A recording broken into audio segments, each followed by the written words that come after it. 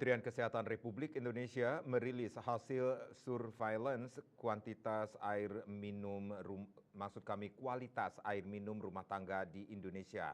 Survei ini dilakukan di berbagai daerah di Indonesia untuk mengukur tingkat keamanan dan kualitas air minum yang dikonsumsi masyarakat.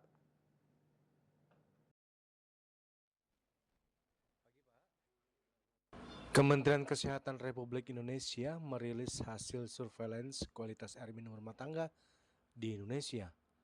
Wakil Menteri Kesehatan atau Wamenkes Profesor Dante Saxono Harbuono menyebut bahwa survei tahun ini menunjukkan peningkatan signifikan pada kualitas air minum yang aman untuk dikonsumsi.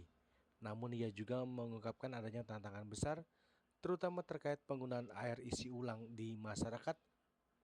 Terlebih hasil survei mengungkap temuan penting, salah satunya adalah kontaminasi bakteri E. coli pada air minum isi ulang yang banyak dikonsumsi masyarakat.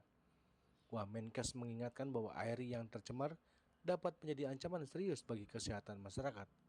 Untuk mengatasi tantangan ini, Kemenkes mendorong agar hasil surveillance SKMRT menjadi perhatian bersama dalam upaya menyediakan air minum yang aman bagi masyarakat. Itu aturan pengisian ulang di galon dan kita mesti ambil sampel-sampel dari sentra-sentra pengisian air isi ulang.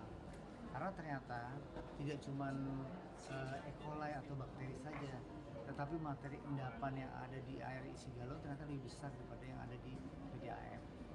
Dan kita tadi sudah saya sampaikan, akses masyarakat yang tersambung rumahnya dengan PDAM itu masih kurang dari 50%.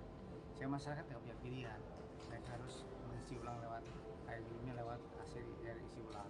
Tapi itu juga harus kita perbaiki, sistem sanitasinya kita evaluasi. Nah, tadi saya sudah menginstruksikan kepada Pak Direktur untuk melakukan koordinasi dengan BPOM.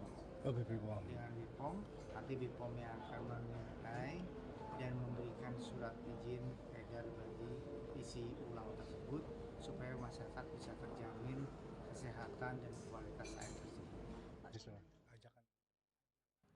Dari Jakarta, Julius Suharto dan Ketut Sumadiasa melaporkan.